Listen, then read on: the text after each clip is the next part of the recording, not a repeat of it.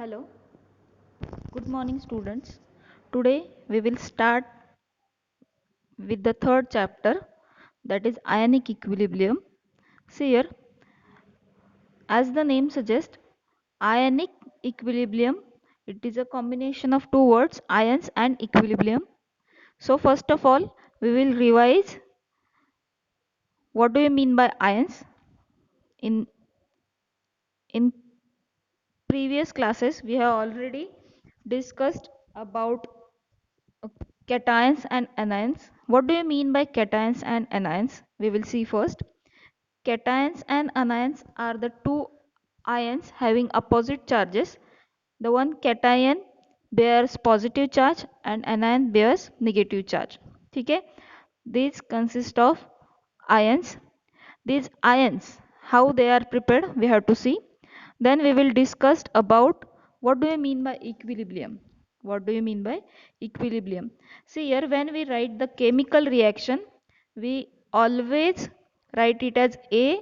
For example, A is converted into B. This is product, this is reactant. We use this type of arrow to write a chemical reaction. And instead of this, there is one more type of arrow which is denoted like this. Okay? So what is the difference between these two types of arrows?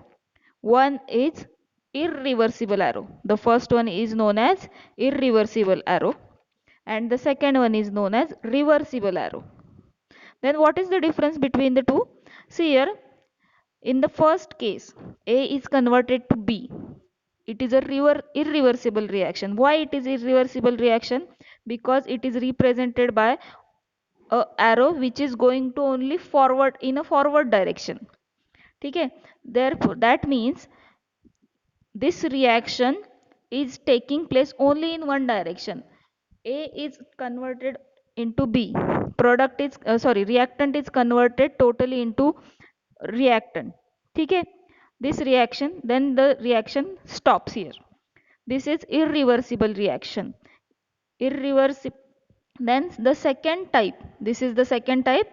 This is known as reversible reaction. Then what do you mean by reversible reaction?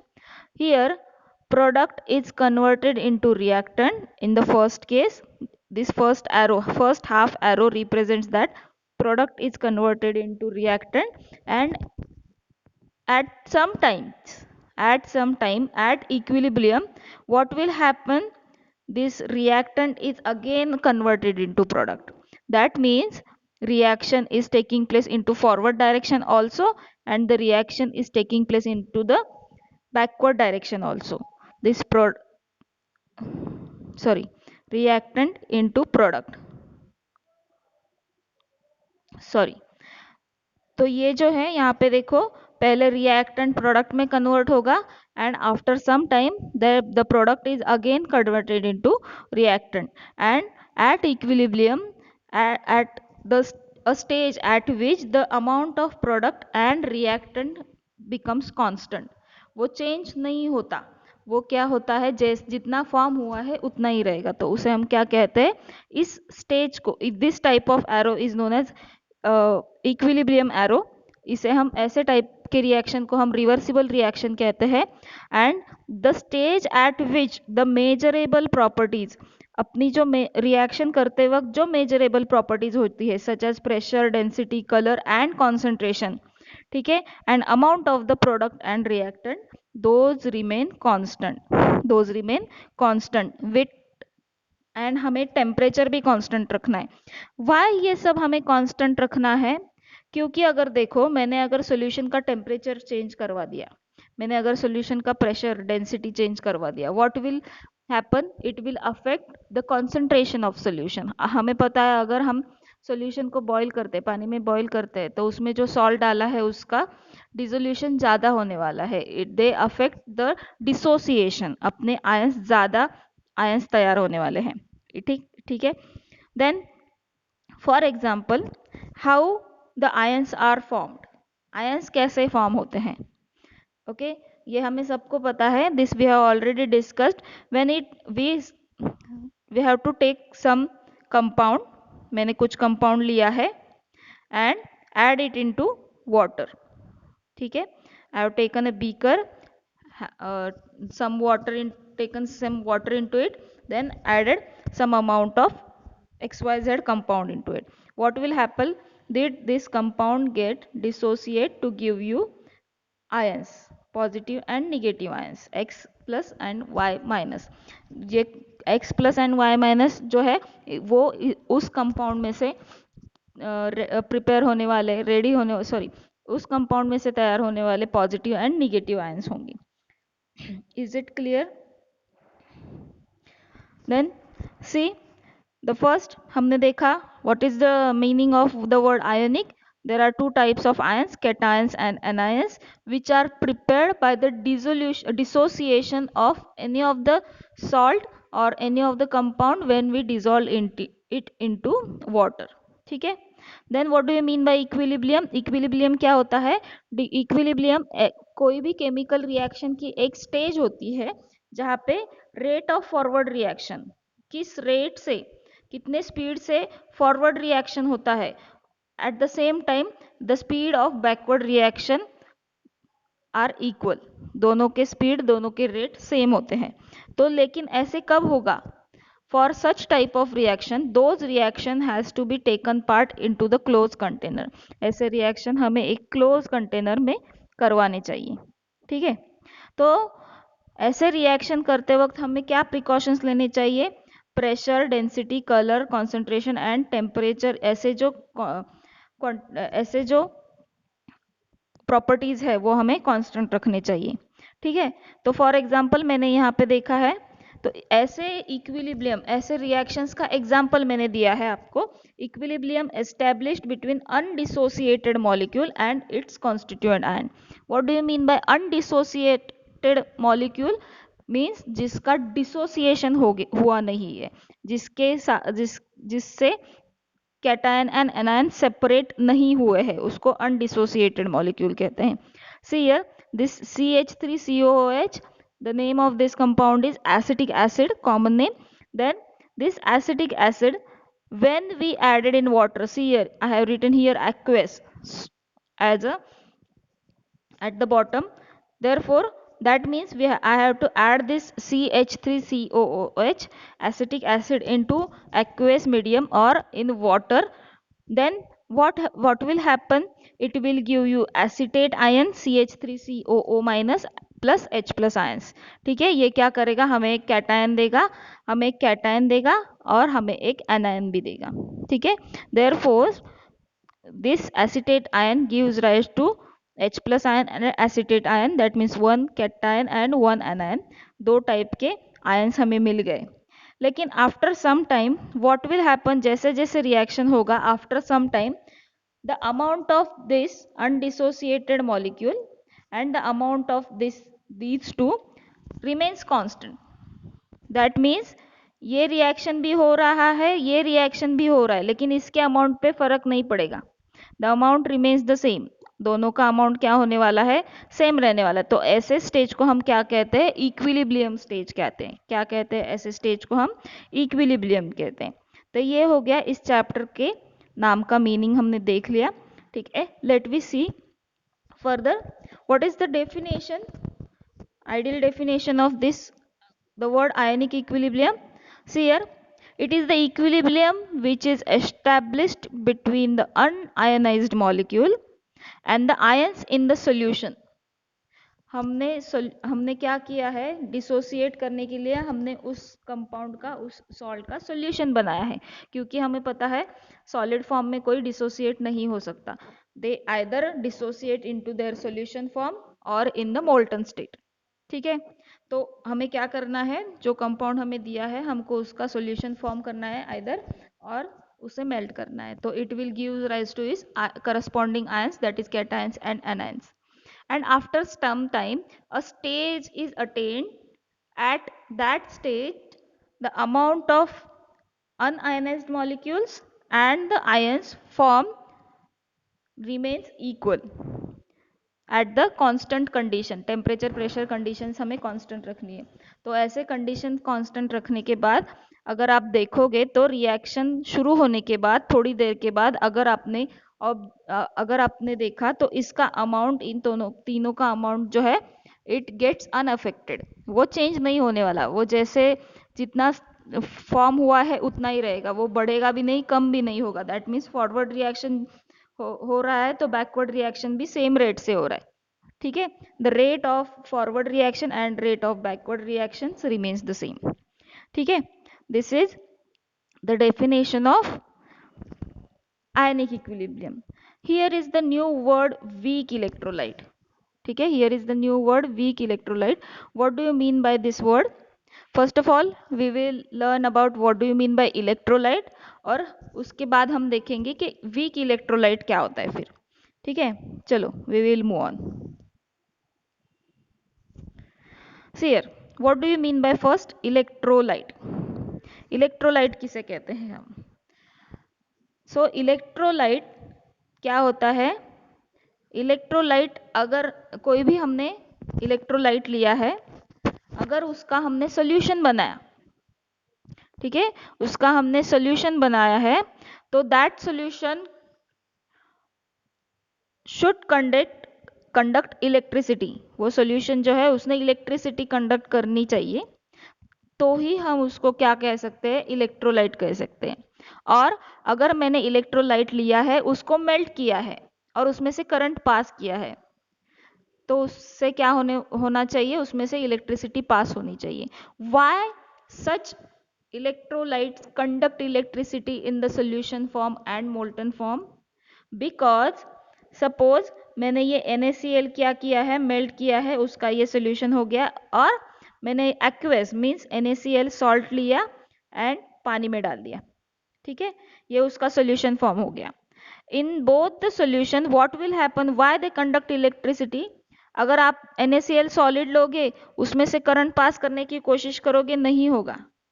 लेकिन ये solution form में क्यों electricity conduct करता है? Because this solutions after in the molten state, what will happen? Because of the melting process, this solid NaCl get dissociated into its ion. That means ये solution में पूरे क्या होने वाले हैं? Na plus and Cl minus होने वाले हैं। ठीक है, सिमिलरली यहाँ पे भी जब हम NaCl जो है वो पानी में डालोगे तो क्या होगा? It will gives rise to Na plus and Cl minus। ठीक है, ये दो कैटायंस एंड एनायंस तैयार होने वाले हैं। So these ions are they are the one which conduct electricity. Therefore such type of compounds or such types of salts, such types of acid are known as electrolytes. उसे हम क्या कहने वाले हैं? इलेक्ट्रोलाइट्स कहने वाले हैं। ठीक है, तो नॉन इलेक्ट्रोलाइट्स क्या होगा? नॉन इलेक्ट्रोलाइट्स हम किसे कहेंगे? Obviously the one which in the solution form or in the molten form they do not conduct electricity. See here, see on the screen, what do you mean by non electrolyte? जो aqueous solution में और molten state में जो electricity conduct नहीं करता, उसे हम क्या कहेंगे? नॉन इलेक्ट्रोलाइट कहेंगे। ठीक है, फॉर एग्जांपल देखो, sugar, benzene the chemical which is use in the chemistry laboratory, and urea. Urea हमें पता है खेतों में फर्टिलाइजर्स के जैसे यूज किया जाता है। एंड शुगर, अगर आपने शुगर जो है वो पानी में डिजोल्व किया तो it do not produce it's corresponding ions. ठीक है, इसमें से आयंस प्रोड्यूस नहीं होने वाले हैं। ठीक है, क्योंकि इसका डिसोसिएशन नहीं होता। Therefore such type of solutions और such type of substances in their molten state, they do not conduct electricity. Is it clear? Then we will move on to next. तो यहाँ पे देखो, अभी इस चैप्टर में हमें non electrolyte we are not dealing with the non electrolyte part, but we are concern with the electrolyte part. What do you mean by electrolyte, वो हमने देखा। तो we will see further. This electrolytes are converted into two part. First one is strong electrolyte and second one is weak electrolyte. ठीक है, तो ये classification कैसे हुआ है? This classification is based on degree of dissociation. This classification is totally based on degree of dissociation. See here, as the name suggests, degree of dissociation. Degree means the amount of dissociation. कितना dissociation होता है? जो electrolytes होते हैं उनका dissociation, वो कितने टूटते हैं in their solution form or in their molten form.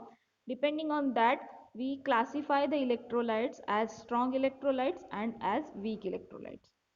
Okay, then हमने जो डेफिनेशन देखा आयनिक इक्विलिब्रियम में, तो उस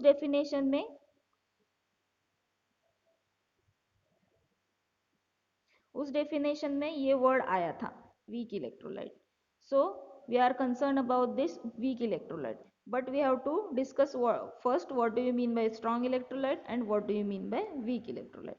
तो यहाँ पे देखेंगे what do you mean by weak electrolyte and strong electrolyte. See here, what do you mean by strong electrolyte? देखो यहाँ पे strong electrolyte, as the name suggests, strong, that means it has some power. But which type of power it has?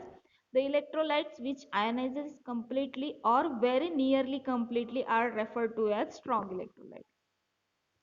जब भी हम कोई electrolyte, कोई salt, कोई compound लेंगे और उसको सोल्यूशन में डालेंगे और उसको एक्वेस मीडियम में और फॉर एग्जांपल वाटर में डालेंगे, तो उसका डिसोसिएशन होगा.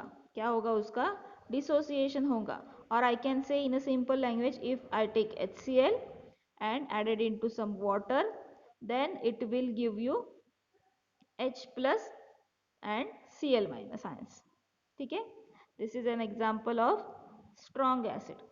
ठीक है, यहाँ पे देखो, आपको सभी को पता होगा HCl, that means hydrochloric acid, मैंने लिया है एक बीकर में और उसमें पानी डाला है और उसमें थोड़े स्मॉल अमाउंट ऑफ HCl डाला है.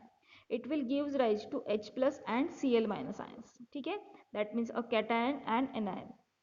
तो जब भी हम HCl डालेंगे पानी में, तो it will dissociate completely into its ion. Dissociates completely means क्या होगा? फॉर एग्जांपल देखो, मैंने यहाँ पे फॉर एग्जांपल मैंने 100 मोल्स ऑफ HCl लिए हैं, 100 मोल्स ऑफ HCl लिए हैं और पानी में डाले हैं, तो it will give you 100 moles of H plus ions and 100 moles of Cl minus ions. ठीक है, वाई 100? बिकॉज हमें पता है when we take one HCl molecule and break the bond between the two, what will happen? It will gives rise to one H plus and one Cl minus. ठीक है, इसलिए 100 moles of HCl से कितने ions तैयार होने वाले हैं? 100 moles of H plus होंगे and 100 moles of Cl minus होंगे. This is an approximate condition. ठीक है, तो ऐसे टाइप्स ऑफ इलेक्ट्रोलाइट्स को हम क्या कहेंगे? स्ट्रॉन्ग इलेक्ट्रोलाइट कहेंगे, which ionises nearly completely, approximately completely, उन्हें हम स्ट्रॉन्ग इलेक्ट्रोलाइट्स कहते हैं. तो फॉर एग्जांपल देखो, यहाँ पे मैंने कुछ पिक्चर्स दिखाए हैं. Hydrochloric acid, that is HCl, sulphuric acid, that is H2SO4, ठीक है, and potassium hydroxide KOH, there is one more NaOH. There are many more examples. ठीक है, then there are some, ये हमें एसिड्स है, ये हमें पता है, सबको पता होगा. there are 3 categories, acid, base and salt. तो वैसे ही यहाँ पे 3 categories बताए हैं. strong acids, strong soluble salts like NaOH, KOH and soluble salts. ठीक है, KCl and NaCl, those are the strong in nature. why strong in nature? because अब अगर मैंने इन सब को पानी में डाला तो they will dissociate nearly completely, approximately completely. तो इसीलिए हम उन्हें क्या कहते हैं? स्ट्रॉन्ग कहते हैं, स्ट्रॉन्ग इलेक्ट्रोलाइट कहते हैं. ठीक है, बट तो नेक्स्ट जो है weak electrolyte, we are dealing with this term. हमें वीक इलेक्ट्रोलाइट चाहिए इस चैप्टर में. We are talking about weak electrolyte in this chapter. तो वीक इलेक्ट्रोलाइट क्या होता है? देखो, the electrolyte which dissociate slightly in dilute aqueous solution.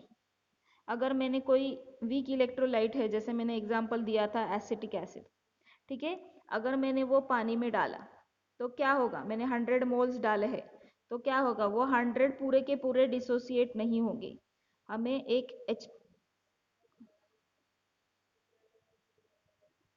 हमें CH3COOH COO minus and H plus acetate anion and H plus ion मिलने वाले हैं, लेकिन वो 100% डिसोसिएशन नहीं होगा.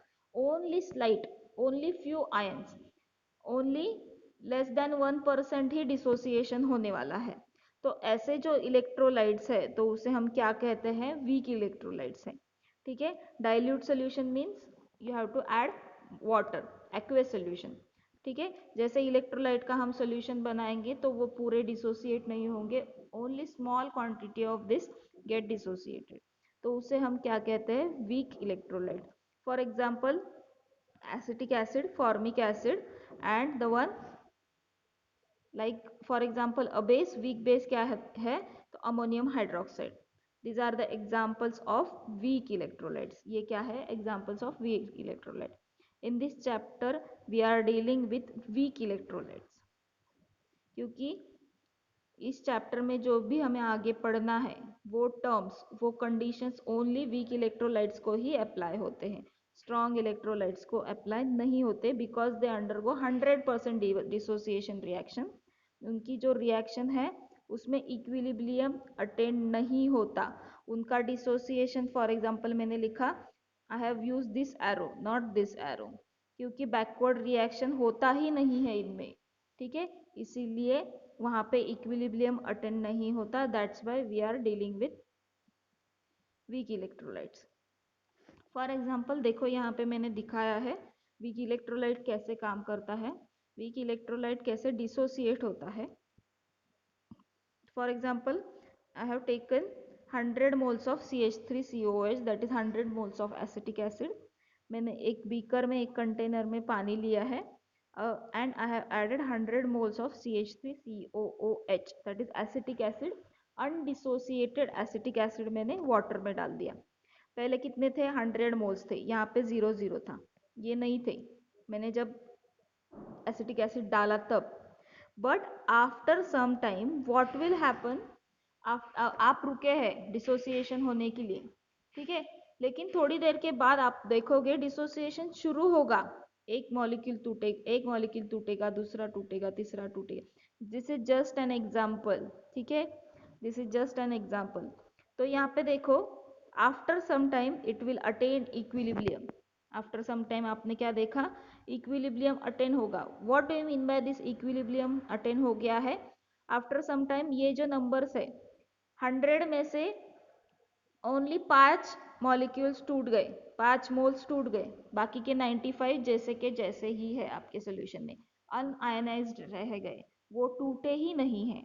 ठीक है. That means out of 100 only 5 moles of CH3COOH get dissociated into their corresponding cation and anion. That means only small, very small amount of given total quantity acetic acid, small amount of acetic acid get dissociated into dilute solution. So this is example of weak electrolyte. This is just an example, exactly numbers नहीं है, this is just for your understanding purpose. ठीक है. तो at the equilibrium क्या होगा, rate of forward reaction, जितने टूटेंगे उतने ही फिर से जुड़ जाने वाले हैं. तो ये इक्विलिब्रियम अटेन होने वाला है. ये नंबर्स चेंज नहीं होंगे सोल्यूशन में, ये नंबर्स जितने हैं, जितना अमाउंट है उतना ही रहने वाला है. वो कंडीशन को हम इक्विलिब्रियम कहते हैं. Is it clear. ठीक है. तो आगे देखते हैं डिग्री ऑफ डिसोसिएशन. आगे क्या है, degree of dissociation on the basis of which we classified our electrolytes as a strong electrolyte and weak electrolyte. अभी देखो मैंने आपको दो एग्जांपल बताया कि HCl पानी में डाला एंड HCl पूरा का पूरा डिसोसिएट हो गया. ठीक है. मैंने एग्जांपल क्या कहा था, HCl डाला पानी में and it will get dissociate completely into water as H plus and Cl minus. लेकिन मैंने पानी में जाके मैं देख नहीं सकती दैट हाँ HCl मैंने इतने डाले थे और पूरे डिसोसिएट हो गए. मैंने आपको ये भी बताया कि CH3COOH डाला लेकिन उसके very small amount get dissociate to give you positive and negative ions, ठीक है। लेकिन आई कांट विजुअलाइज इट, ठीक है, I can't observe it into water how many ions are there in the solution, ठीक है। Then how to decide this, okay, how to calculate this, for the calculation this term is important, degree of dissociation। तो degree of dissociation in a simple language मैंने आपको बताया था, what do you mean by degree of dissociation। ये क्या होता है, total number में से कितने डिसोसिएट हो गए, टोटल अमाउंट जो हमने इनिशियली इलेक्ट्रोलाइट लिया था उसमें से कितने डिसोसिएट हुए, उसे हम डिग्री ऑफ डिसोसिएशन कहते हैं। See here, what is the definition, proper definition of degree of dissociation, वो हम देखेंगे। It is the fraction of total number of moles of an electrolyte, fraction of total, that means total में से कितने dissociate हुए, लेकिन कब, this is very important, at equilibrium, at particular temperature. हमें क्या करना है, टेम्परेचर कांस्टेंट रखना है। क्यों, क्योंकि हमें पता है अगर टेम्परेचर वेरिएबल हुआ, टेम्परेचर बढ़ गया तो क्या होगा, डिसोसिएशन बढ़ेगा, एंड टेम्परेचर हमने कम किया तो डिसोसिएशन क्या होने वाला है, कम होने वाला है। Because at the higher temperature क्या होगा, एंट्रोपी बढ़ेगी मॉलिक्यूल्स की, and they will get dissociated, ठीक है। दैट मीन्स हमें ये कैलकुलेशन कब करना है, एट इक्विलिब्रियम, ठीक है, इक्विलिब्रियम पे ही हमें ये मिल सकता है। The fraction of total number of moles of an electrolyte dissociated at equilibrium at the particular temperature, this is the definition of degree of dissociation, ठीक है। Then there is a formula to find out the degree of dissociation, this degree of dissociation is denoted by the term alpha, ठीक है। तो हम जो है calculation के लिए मोस्टली परसेंटेज अल्फा लेते हैं, ठीक है। देन परसेंटेज अल्फा कैसे कैलकुलेट करना है, यहाँ पे आपको अल्फा मिल गया तो उसको हमें 100 से मल्टीप्लाई करना है, तो ये हो गया परसेंटेज अल्फा, ठीक है, and this is used for calculation. So here what is the method to, what is the formula to find out degree of dissociation. हमें क्या करना है, कितने नंबर ऑफ मोल्स डिसोसिएट हो गए हमारे सॉल्ट के और इलेक्ट्रोलाइट के, वो ऊपर लिखना है, number of moles get dissociated upon total number of moles of electrolyte, जितने मोल्स हमने लिए थे वो हमें लेने हैं, ठीक है, total number of moles of electrolyte. तो अभी जो मैंने एग्जाम्पल आपको बताया था यहाँ पे देखो, सी हियर दिस एग्जाम्पल, तो हम इसका डिग्री ऑफ डिसोसिएशन, हमें ये वैल्यूज हमने अप्रोक्सीमेटली ली थी, तो हम क्या करेंगे, इसके लिए हम डिग्री ऑफ डिसोसिएशन कैसे करते हैं हम कैलकुलेट करके देखेंगे। See at the degree of dissociation in the above case, कितने टूटे हैं, ओनली 5 टूटे हैं। वाई 5 टूटे हैं, यहाँ पे देखो 5 क्यों टूटे हैं, क्योंकि हमें पता है कि एक CH3CH3COO मॉलिक्यूल हमने अगर लिया तो क्या होगा, ये जो बॉन्ड है वो टूट जाएगा और एक मॉलिक्यूल में से हमें 2 आयंस मिलने वाले हैं, 1 positive ion and negative ion, okay. That's why हमने देखा कि 1 undissociated molecule will produce 2 ions, ठीक है। तो इसीलिए हमारे 100 मोल्स में से only 5 moles are get dissociated, therefore after calculation of this degree of dissociation you will get the value as 0.05, आपको वैल्यू क्या मिल गई, 0.05 वैल्यू मिल गई है। This is known as degree of dissociation for the above example. हमने जो example अभी देखा उसका डिग्री ऑफ डिसोसिएशन क्या है, 0.05, ठीक है। तो आगे देखते हैं, तो ये जो डिग्री ऑफ डिसोसिएशन है उसको क्या क्या अफेक्ट करेगा। ऑब्वियसली नेचर ऑफ सोल्यूट, अगर स्ट्रॉन्ग इलेक्ट्रोलाइट है तो 100% हो सकता है डिग्री ऑफ डिसोसिएशन, लेकिन अगर वीक इलेक्ट्रोलाइट है तो क्या होगा, डिग्री ऑफ डिसोसिएशन कम होने वाला है, ठीक है। नेचर ऑफ सॉल्वेंट, ठीक है, हमने पोलर सॉल्वेंट लिया है, नॉन पोलर सॉल्वेंट लिया है, ठीक है, that affects your degree of dissociation. Concentration of solution, ठीक है, अगर आपका सोल्यूशन सैचुरेटेड है, उसमें उसमें ऑलरेडी बहुत सारे आयंस है, तो आगे उसमें और आयन फॉर्म ही नहीं हो सकते, ठीक है, कॉन्सेंट्रेशन ज़्यादा है तो उसमें और डिसोसिएशन नहीं होने वाला है। And temperature of the solution, हमें सबको पता है, if we raise the temperature of aqueous solution, if we raise the temperature of any of the solution, the dissociation increases. Okay, concentration बढ़ेगा, ज़्यादा dissociation होगा। ठीक है, then we will stop here for today. We will discuss into remaining part into next lecture.